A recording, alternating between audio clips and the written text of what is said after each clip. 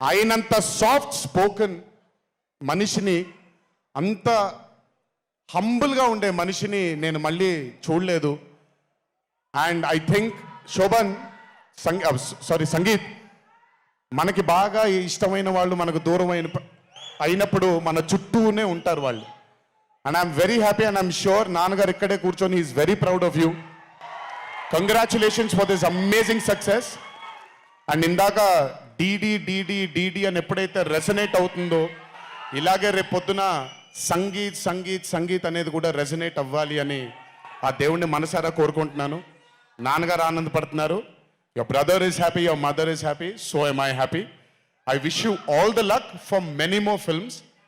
Just మీరు ఇలాగే మీ దర్శకుడిని నమ్ముకుంటూ ముందుకు వెళ్ళిపోండి. All the best brother, thank you so much.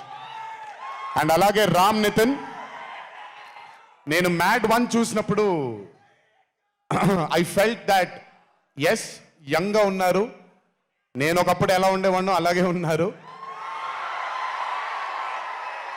Maybe కొంచెం ఎక్స్పోజర్తో, కెమెరా ముందు నిలబడడం అంత ఈజీ కాదండి, దోల తీరిపోద్ది.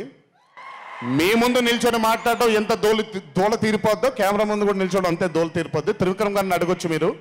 ప్రతిసారి షూటింగ్ వెళ్ళినప్పుడు నాకు షివరింగే వస్తుంది. అదంతా మీకు తెలియదు కానీ but today when I saw Mad 2, I think Ram Nithin has killed it. చాలా చాలా చాలా చాలా బ్యూటిఫుల్గా చేశాడు, చాలా అద్భుతంగా చేశాడు. కామెడీని పలికించడం చాలా కష్టమైన పని అండి యాక్టర్కి. అందుకే నేను అదర్స్ 2 చేయట్లేదు, కొంచెం భయపడుతున్నాను మళ్ళీ జీవితంలో కామెడీ వస్తుందో లేదో అని. But amazing Ram Nithin, way to go brother.